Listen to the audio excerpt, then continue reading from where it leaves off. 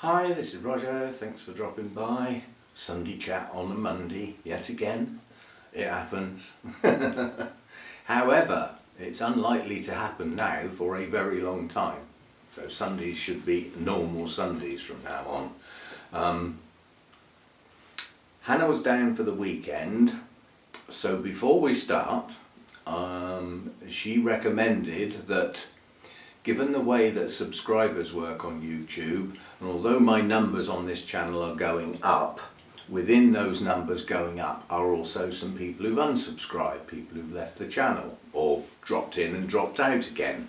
So although there's a net gain, there would be some losses. So the fact that the numbers are going up, they could actually be going up with new people greater than the number implies. And Hannah suggested that new people coming in might not know how this channel operates and how YouTube operates, more importantly. Now, at the beginning of the Sunday chat, I always say thank you to all my channel supporters in whatever shape or form. Let's elaborate. This is the bit Hannah thinks some people might not actually know.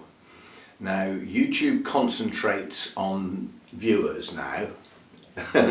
It can't exist without creators like my good self and many others, but it doesn't care that much about us because we're going to be there anyway. That's the way it sees us. Well, we don't need to worry about you. What we need to worry about is viewers.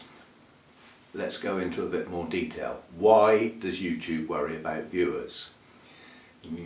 All you got to do is stop and ask, why does YouTube exist? It exists to make money. It's an organisation that's been set up to earn some money for people. So it needs to earn money. So how does it do that? It charges advertisers to allow them to put their ads on our creators' videos. Now we're getting to the nitty-gritty. So when you watch a video, no money is being made by anybody. So how is the money being made? The money is being made by initially YouTube charge the advertisers to allow them to use YouTube services. So YouTube have already made some money and nobody's watched the video yet. Then we come on to watching the videos. Watching a video doesn't earn a creator anything. What earns a creator some revenue is watching the adverts. Now I know they're annoying. There's several ways round it. I'll go over one in particular that's YouTube's onto now. You can go for YouTube Premium, which means you pay a monthly fee and you don't ever see an advert again. So everything you watch on YouTube is then totally ad-free for a fee. And the creators still get some money because somehow or other, all of the people that have paid for premium, all that money's added up and shared around the creators somehow. I don't need to know how. So the creators still get some revenue even though you've gone premium and you're not watching the ads. Otherwise, if you don't watch the ads, you're indirectly depriving the creators of some revenue for, in some cases, their hard work. Not in my case, I don't work hard. Don't do hard work. Not for the small amount I get anyway. But yeah, so that's how it works. Now, when you're watching adverts, some adverts are skippable. Non-skippable ads on my channel has not been ticked, but it doesn't stop YouTube doing what they flipping like, because they don't take much notice of my settings. They do as they please.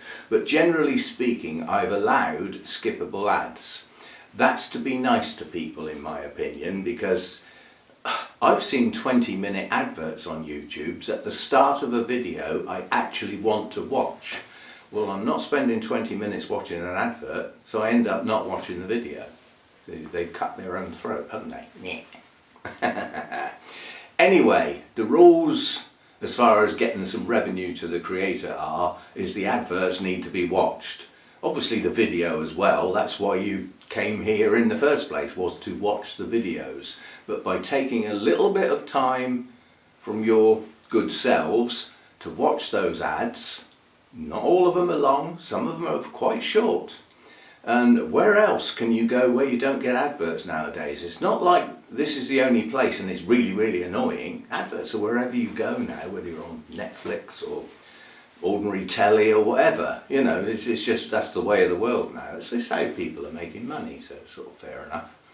Anyway, the other thing is that some of the ads are, you know, a couple of minutes long. For the creators to get some money, you don't have to watch all the ad, you have to get past the 30-second boundary. Yeah? So if your ad is 2 or 3 minutes long, you only need to get to 30 seconds and you can skip out. I didn't tell you that. So that's how the creators earn some money. That is everybody's way of supporting a channel. Is the ads. That's how it works. In addition to that, that's the basics. In addition to that, I've got membership. Now, strictly speaking, YouTube membership is supposed to have, well, it can have different tiers where you join, you pay a monthly subscription, so it's a financial commitment again to support the channel, different levels. And those different levels should get different levels of perks. Now, I don't do that, I'm afraid, because it seems I've got a lot of supporters, but I haven't got many members. In fact, I've lost a few recently as well. Shame, but that's life. Yeah, I've gone down from 18 to 14, percentage-wise, that's quite a drop. And, you know, it's a reasonable loss of revenue as well. So be it, times are hard and all that, it's coming up to Christmas, you know. So, the membership is supposed to offer perks in return for your supporting the channel monthly contribution. The only one I do is this one, the Sunday chat, which is my most popular video for whatever reason. I do an ad-free version for the patron site, which is another way you can do financial support. But I don't do any perks for my members because I sort of think along the lines, to make a video that only the members can see, 14 people get to see that video and only 14 can see it. That's if they all watch it. And how much revenue would be made from that? Virtually zero. And I've just deprived all my other regular viewers from that video. So although I'm supposed to do perks for members, I don't. Now that's a take it or leave it thing, because there is an effort required to making a video, the idea, the planning, the filming, the processing, yeah, all that still has to be done, yeah. And it seems a little bit odd to put that effort in for 14 people, which is all that is the members. Now, the other thing I want to say about membership feels right to a lot of people because it's part of YouTube, and it's a YouTube channel I'm wanting, that I'm watching. I want to support this creator, so I'll join as a member of that channel. And a lot of people have never heard of the Patreon site. Well, that is a better way of supporting the channel, and you do get a perk over there. You go to the Patreon site, and there's a link in my description to take you there, and you join that. So again, you commit to a monthly contribution. The difference is the membership for YouTube on the channel within YouTube. YouTube take over 30% of that money for doing nothing. If you put the same amount of money as a contribution to the Patreon site by becoming a patron to the channel, they only take about 12%. So I would see a lot more of your hard-earned revenue coming my way for your support. Yeah, so but some people don't want to be messing about with a separate site. I understand. Anyway, those are the two things. The other financial support, which I'm always forgetting to remind people of, is the Buy Me a Coffee. Again, the link's in the description. And that's basically, I see that as a tip for something that meant something to you in some shape or form. So like, I put it along the lines of, you've been to a restaurant, you've had a particularly good meal, you've had great service, everything was great. You leave a tip because you enjoyed it. So what I see the Buy Me a Coffee as, where a video was specifically important to you. You got some information that you haven't managed to get elsewhere, something like that. And you go into the Buy Me a Coffee site and you buy a number of coffees, from 1 to however many, 5 I think is the maximum. And that is a donation to the channel. It's a thank you, a tip for a specific video, or just for the channel in general, whatever. Yes, so that's how YouTube sort of works. And I'll tag on the end of the YouTube stuff, because I don't only run this channel, I also run my gardening channel, Roger's New Garden, and a bonsai channel, Roger's Bonsai. I don't need to tell you what they're about, it's all in the name, you know. Seems daft inventing a name that's not relevant to the content. That'll annoy people, because anyone with a search is coming in under false pretenses. They're not going to stay, are they? Yeah. Anyway, just as a word, I haven't done a bonsai video for a long time, but I've posted one today, so there is a bonsai video there. Just a general look round and a chat about autumn, look at some autumn colours, that sort of stuff, and discussing the trees and what I plan on doing them in the future, that sort of stuff. There's a gardening video. Hannah was down for the weekend. Did we do any gardening? Did we? Hell, we sat indoors and watched and listened to the rain and did other things like have some nice food and things like that. But there is a gardening video there as well. So both of the other channels have got a new video today. Aren't I a busy boy? 3 videos in one day. Now some people wouldn't know that because they only watch the Orchid channel. So they think that's all I've done is stand here and waffle away with a coffee in my hand. That's what the Sunday chat is. Hadn't you realised? Right, it's not going to be a long Orchid Sunday chat today, as it's on a Monday as well. Both Hannah and I had a good look around the plants and decided that in the main the plants are actually doing pretty good. Now, they haven't been, and some losses have been, you know, have occurred. But what's left in the main is doing pretty good. So, you know, I think I've finally got my head round this new environment such that it is. And, you know, with the addition of the lights to keep those daylight hours up to 12 hours long and to maintain growth through the winter, it'll only do half the job, because the growing season would not only have 12 hours of daylight, it would also have growing season temperatures.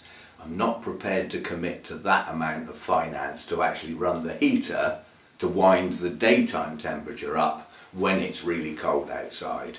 Now, the thermostat's set to 15 to kick in overnight.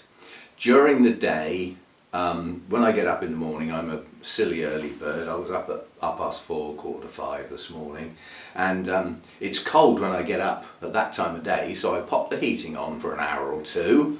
That gets the house warm, and as it gets light, it allows me to open this door to the grow room, and some residual heat comes out of the house that by then I can spare, and brings the daytime temperature up. Now, when it's -5 outside, that won't happen, because I'll be keeping the heat in there where I am.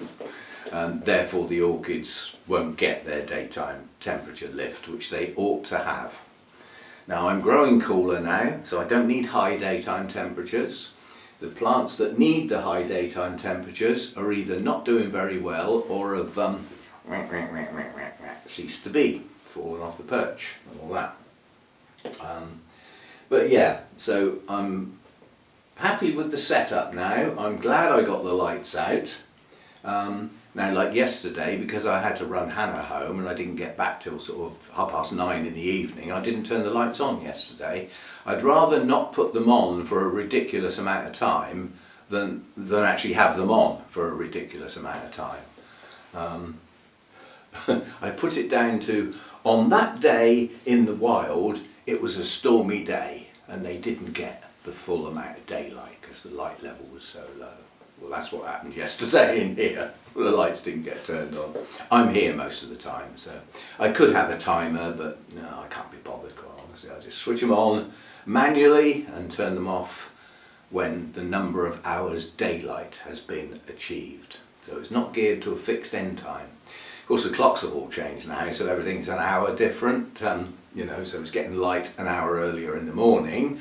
The lights will need to come on an hour earlier, but then they'll go off an hour earlier. So they're still on for the same amount of time. The real world doesn't change, only the clocks. Yes, so we've got a new regular video for those who haven't been watching and haven't heard. We've got viewers' suggestions. Now, this is basically people leaving in a comment a video they would like to see me do. So it's geared up to the orchids that I grow, because I don't talk about orchids I haven't got, because I won't have an example to look at, and in a lot of cases I wouldn't know much about them because I don't grow them, so I don't need to know much about them. I learn about stuff, do my research and everything for the orchids I grow, and you know, the longer term experience for many of the orchid types that are in here. So that's what you get. And yes, so that's going to be a regular Wednesday video every week. Now, until the Project Orchids fizzles out, we've also got our regular Friday video, which is the 2023 Project Orchids. I think there's only 3 or 4 of those left to go. 4, I think. Yeah, I think we've done 4. I think there's 4 left to go, and then the project is finished for this year. We'll be thinking of something to replace it for next year. So there's that, and there's also the regular Sunday chat. So at the moment you've got a regular series of videos on Sunday, Wednesday and Friday. Okay. There are also other regular types of videos going on, one of which is endearingly called One Shelf at a Time, where literally I take all the plants off of a shelf and we have a look and a chat about them. That's totally random. It's what's on the shelf. It's not like these are all dendrobiums, these are all masdevallias, you know, these are all odontoglossum types. It doesn't work like that. The shelves have got different sized plants, and now that the lights are involved, size comes into where they get placed. The amount of light they need comes into where they get placed. So it's not by orchid type by any means. So they're totally random, one shelf at a time. And the fact that everything's been shuffled around, if I did that again now, the video would not be the same as any I've done before, even though some of the orchids in that shelf might have already been done before. So there's that possibility. Then the other regular feature that I've got, which is there will be one this week, and it will probably be tomorrow's video, is where I roll back 3 months and from my notes get out all the orchids that had work done during that month. So repotting, mounting, taking off a mount, putting in a pot. They had work done, yeah, during that month 3 months ago. And then in the video I get all those plants out and we do a progress update on them as a set of plants. Now I've done 4 of those. They happen at the end of the month for the month 3 months earlier. So we're at the end of the month now, 1 day left, which is why it will probably be tomorrow, and this will be set 5, so it'll be the 5th one I've done. And I can't even remember which month it's for, July I think. So it'll be work that I did in July. Yeah, July. So that's to come. And that's a mix of orchids, teaser, there's at least 1 cymbidium in there. It's been a bit of a interest into this in the Cymbidiums. First of all, I've got some. Couldn't be much interest when I didn't have any. Well, I had one. And then gradually that number has increased. Why has that happened? First of all, they grow cooler in the main, which is now what I do. They can be thrown out in the garden, and I now have a garden where I can keep them in the bright light they need and the fresh air. They get rained on, but they don't get the sun on them, which I couldn't have done around the other place. I didn't have shade in that place. It was, just a sun trap. Whereas now I can. So all the Cymbidiums have been outside, apart from the latest one that I bought, which is in here because it's in bloom. That's not gone outside yet, but that's the only one. All the others have been outside, and they're all shiny, healthy, good leaves, good strong bulbs, flower spikes coming up in quite a few cases. They're doing great. So I'm happy that I've got some Cymbidiums, and I can have them because I've got space that I didn't have around the other place.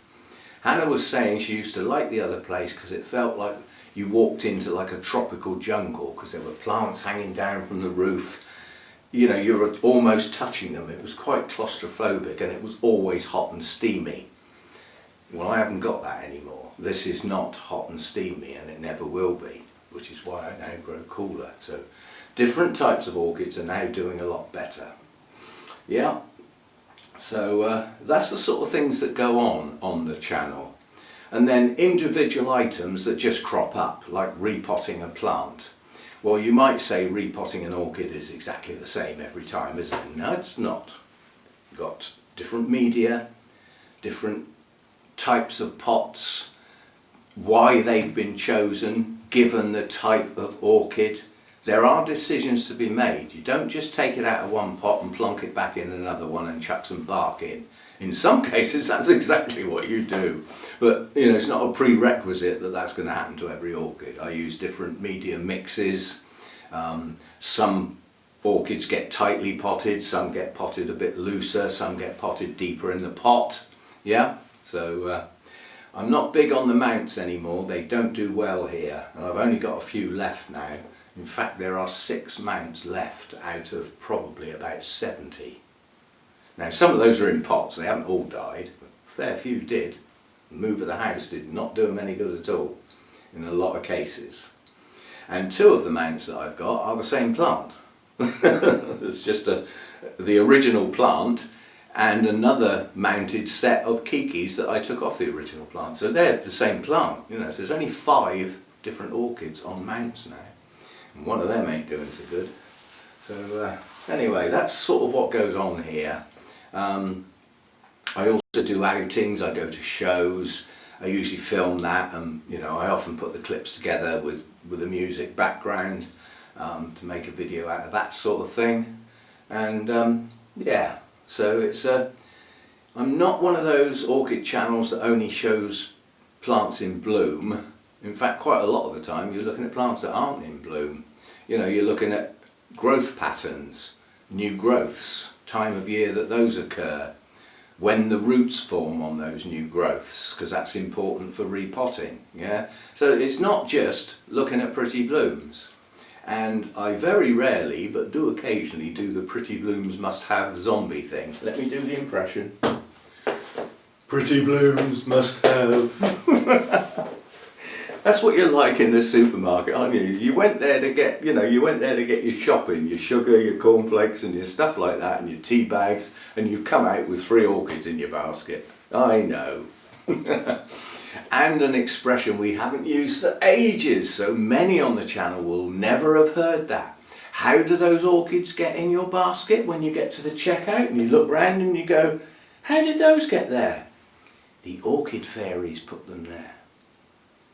You didn't know that, did you? It's nothing to do with you. It's the orchid fairies put them there. And you can try that story when you get home. It probably won't work, but you can give it a go. Yeah.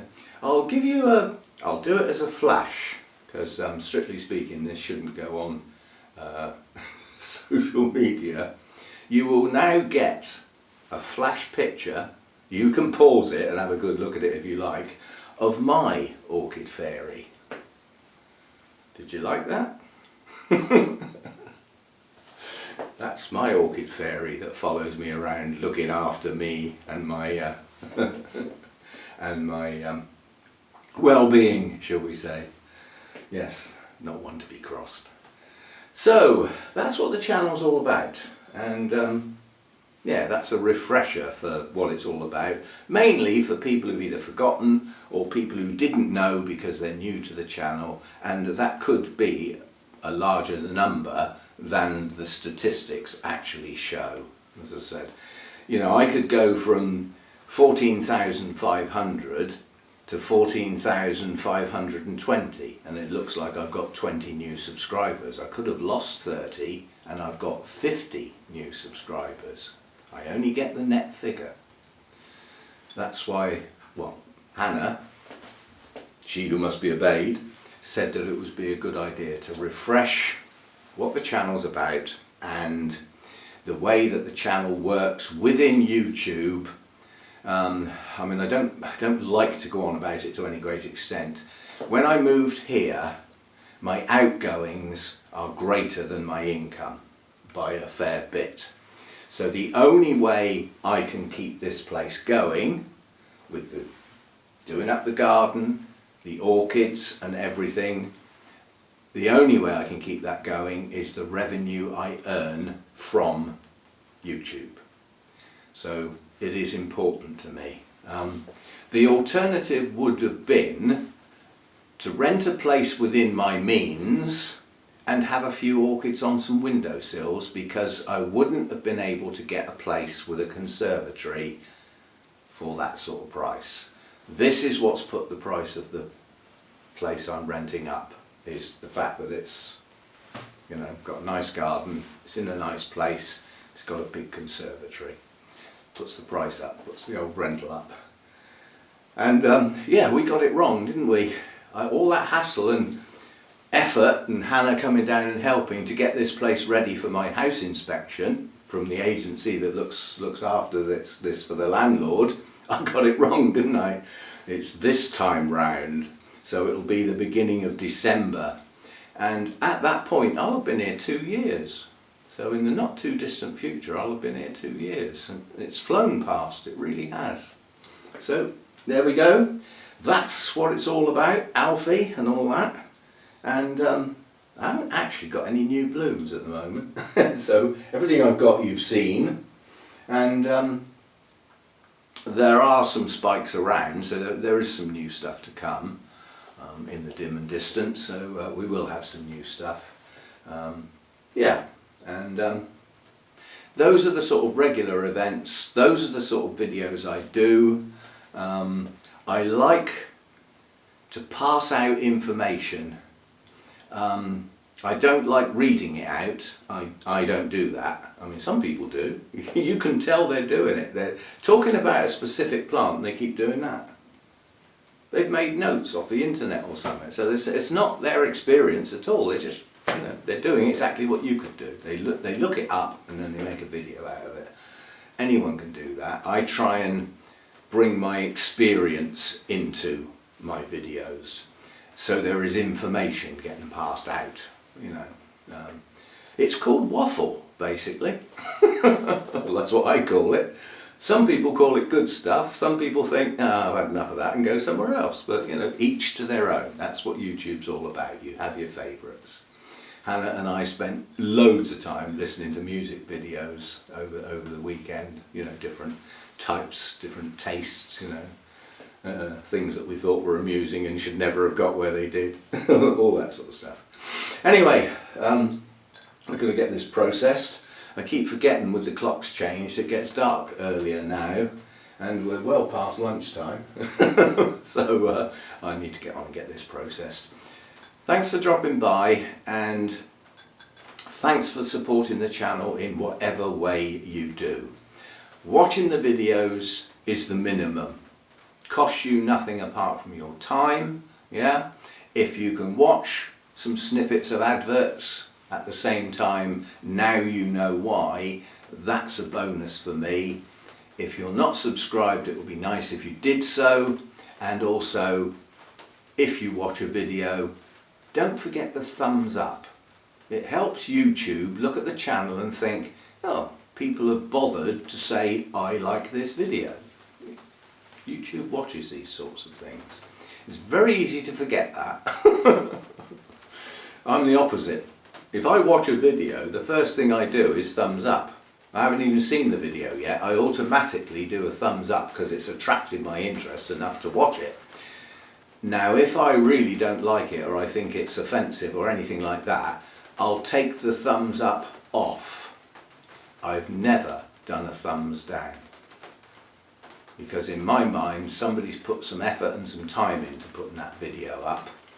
Why should I give them a down marker that YouTube will see? All I need to do is bail out and not watch the rest of it, and perhaps not watch any more from that channel. That's my way of doing it. I don't do thumbs down. It's typical social media. Would you do it to somebody's face? Yeah. Take 2 steps back afterwards and all that. Anyway, so that's what this channel's about, what it's up to. It is primarily orchids, my collection, and visits to shows, and in some cases orchid nurseries. Yeah, and that's what we do. And I appreciate the people that follow the channel. As I said, just keep in mind that little bit about watching some adverts and the fact that that's where the revenue's generated, and it is important to keep all this going. Yeah, and thanks for dropping by. As always, see you next time. Bye for now. Okay, the bit on the end, the bit I forgot. I started to sort of mention it and then completely went out of my head. And it was to do with watching adverts or skipping out of adverts. It was all around that subject. Now, and I said there is a way of never seeing an advert on YouTube again, which is to pay for premium. And that's the YouTube way. However, YouTube have found a way of detecting that you are cheating and you've used an ad blocker. Now, Insa's got caught. So he has demonstrated what can happen if you use an ad blocker. Now, if you are a watcher and don't create anything, it might not be too much of a big deal. However, if you're a creator and you need access to YouTube to load your videos for people's enjoyment, yeah, it is a big deal. Now, Insa got messages to say, we have detected you are using an ad blocker, therefore we will put some restrictions on your channel, and if it's not removed, we will shut your channel down. This is serious stuff, especially if you're a creator. So take great care. YouTube have found a way, they've obviously managed to generate some code that can detect that the ads that they've placed on a video are not getting played and there is no premium membership. Therefore, by deduction, an ad blocker's in place. Yeah? Now you have to stop and think about what you're doing with an ad blocker. You are stopping a company, worldwide company, from earning revenue, and you are depriving creators of their income for the work they have done. And that does sound a bit harsh, but that's what you're doing in reality, for your own benefit. Yeah? So you need to seriously think about that, especially if you're a creator. Watch the ad blockers. YouTube are onto it. Basically, I'm surprised they've taken this long, quite honestly. I really am. Other things to do, perhaps. Anyway, that was the bit on the end that I forgot to say in the middle of the video. And we'll end having a close look at these beauties. That's what orchids are all about. Almost perfection. See you next time.